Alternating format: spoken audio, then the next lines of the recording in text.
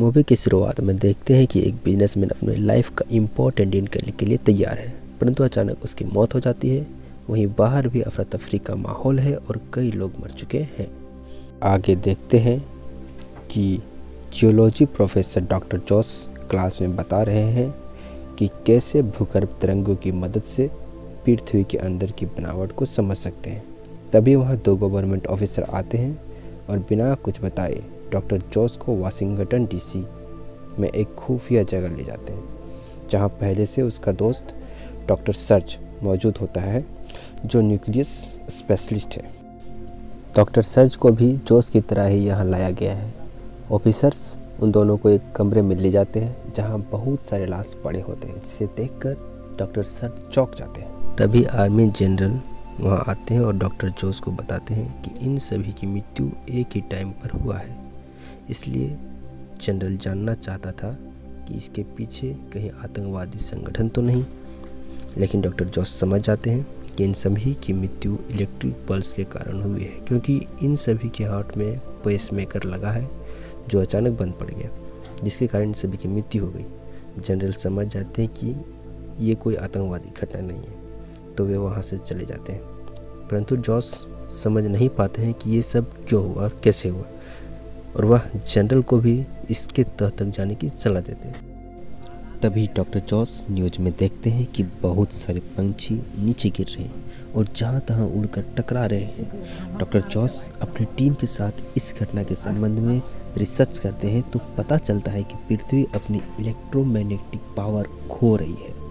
Birds इसी electromagnetic power और field से अपना दिशा ज्ञात करती है और आकाश में उड़ती है। अगले सीन में हम देखते हैं कि एक स्पेस शटल जो अर्थ पर लैंडिंग करने के लिए तैयार था, उसे कैप्टन रेबिका और कैप्टन वॉक कंट्रोल कर रहे थे। लेकिन जैसे ही शटल अर्थ के वातावरण में प्रवेश करती है, तो अर्थ के असंतुलित मैग्नेटिक फील्ड के कारण उनका संपर्क मिशन कंट्रोल से टूट जाता है, जिससे स्पेस शटल अब शहर के बीचों बीच क्रैश करने वाली थी। तभी रेबिका कैलकुलेट करती है और बिना किसी के जान गंवाए एक बड़ी नहर में स्पेस शटल को क्रैश लैंडिंग करवाने में सफल हो जाती है।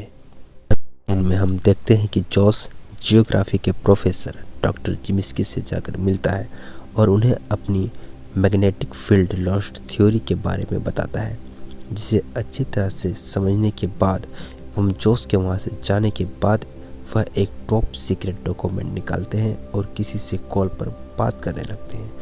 वहीं रात में आकाश में कुछ कलरफुल दिखाई देता है, पर सब आने वाले उस तबाही से अनजान है।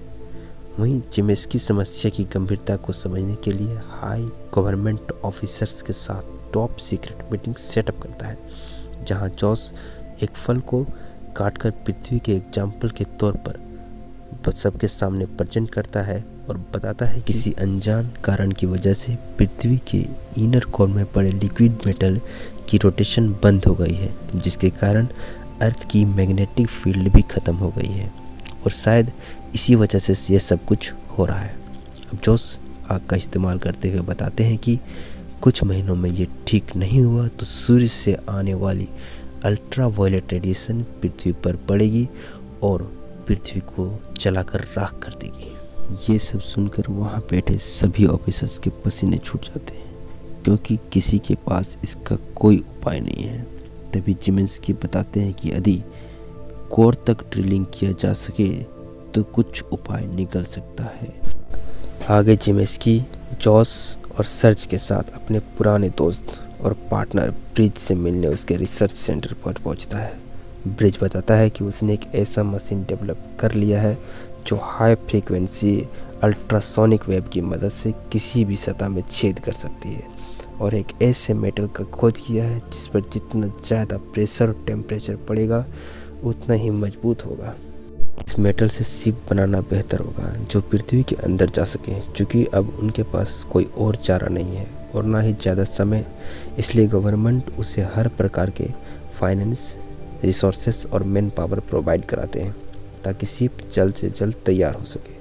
और देखते ही देखते ये लोकेशन एक टॉप सीक्रेट मिशन बन जाता है।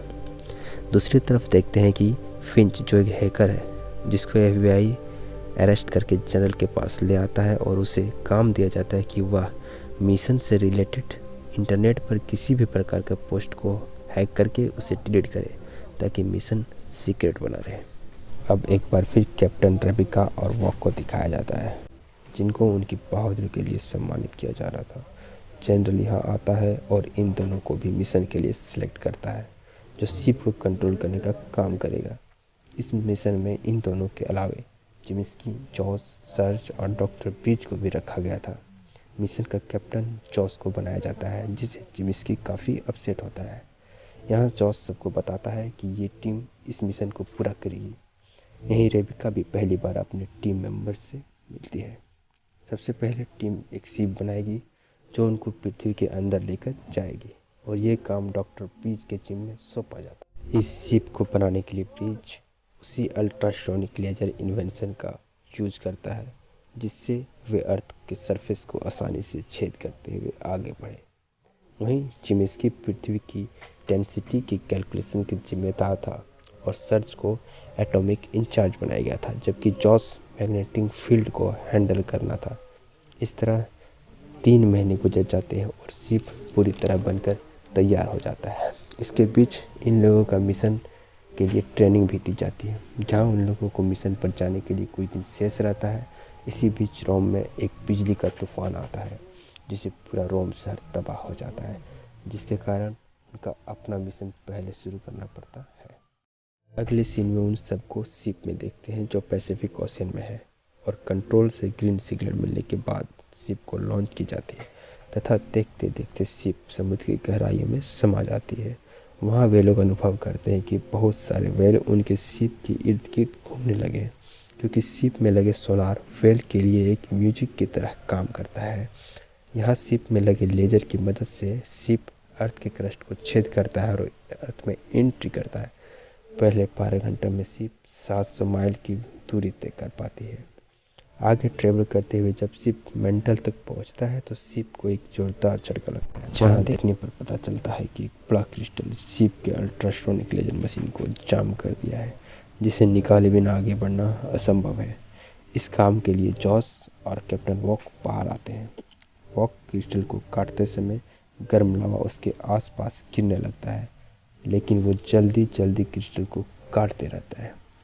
जॉस की ऑक्सीजन भी खत्म हो जाती है और वह बेहोश होने लगता है, जिसे सर्च आकर बाहर से अंदर ले जाता है। वॉक भी अपना काम खत्म करके रेबिका को ग्रीन सिग्नल देता है और वह अंदर जा ही रहा होता है कि एक क्रिस्टल उसके सिर पर आकर गिरता है और उसकी मौत हो जाती है, और देखते ही देखते वह गर्म लावा में समा जाता है।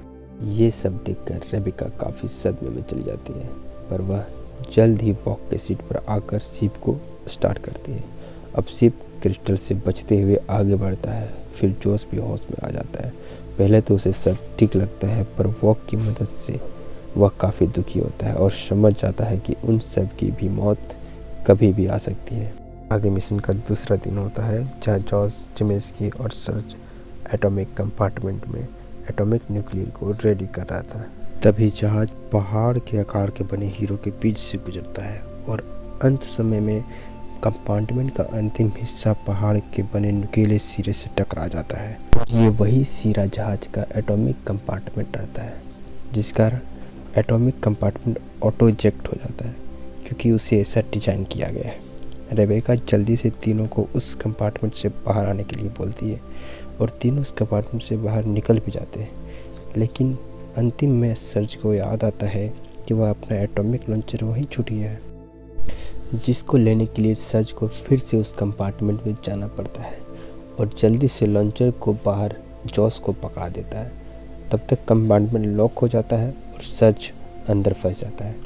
जॉस रेबेका को कंपार्टमेंट खोलने के लिए कहता है, पर कंपार्टमेंट के खोलने से पूरा शिप नष्ट हो सकता था और जिमिस्की ऐसा करने से जमिस्का को रोक देता है। इधर जॉस अपने दोस्त सर्ज को मरता देखकर काफ़ी इमोशनल हो जाता है और देखते ही देखते कंपार्टमेंट शिप से अलग होकर लावा में समा जाती है।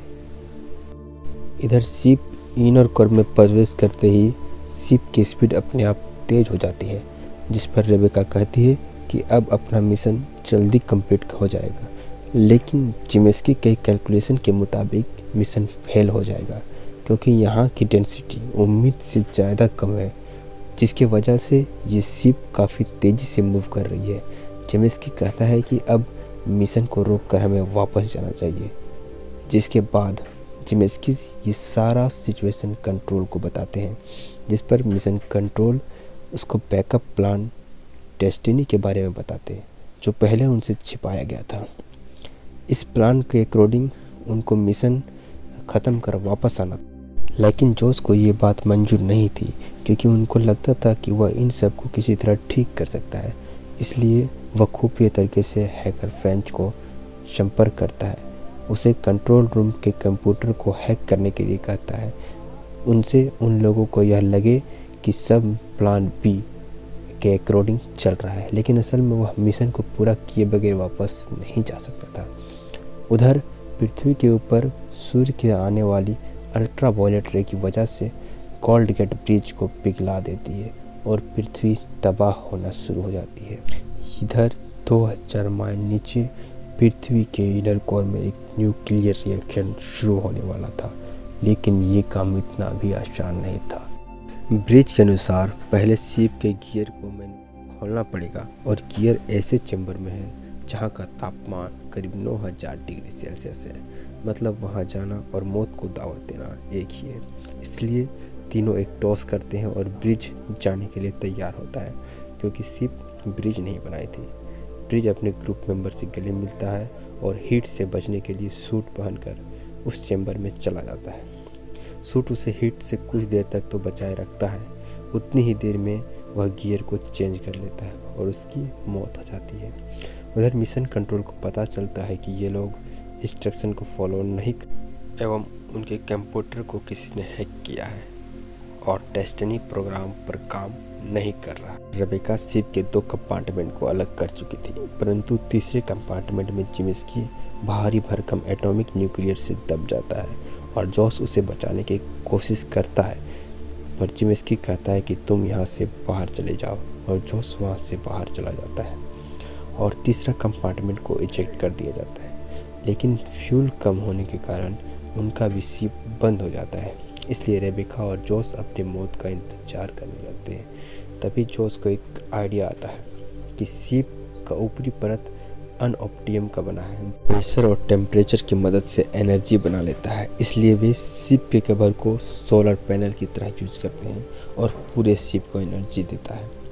यहाँ से निकलने के लिए जैसे ही सारे न्यूक्लियर वेपन एक एक करके पैटर्न में एक्सप्लोड होते हैं, उनको मैसिव एक्सप्लोजन से शिप को बूस्ट मिलता है। वहीं सबसे बड़ी सफलता कि पावरफुल रिएक्टर के कारण धरती की कोर फिर से फ्लोट करने लगती है, जिससे ओजोन लेयर और सभी जगह धरती के हील होने की झटके महसूस होते हैं। वहीं अब उनकी शिप की स्पीड इतनी तेज होती है कुछ ही मिनटों में धरती को फाड़ते हुए निकल आते हैं, पर क्योंकि शिप को पावर सप्लाई पृथ्वी के हीट और प्रेशर से मिल रहा था, धरती के बाहर निकलते ही उनका शिप फिर से पावर खो बैठता है और उनका कनेक्शन कंट्रोल रूम से टूट जाता है और अब वो समुद्र के किसी गहरे सतह में फंस जाते हैं। पर जॉस इतनी आसानी से हार मारने वाला नहीं था। कुछ देर बाद बहुत सारे व्हेल एक ही जगह पर घूमने लगता है।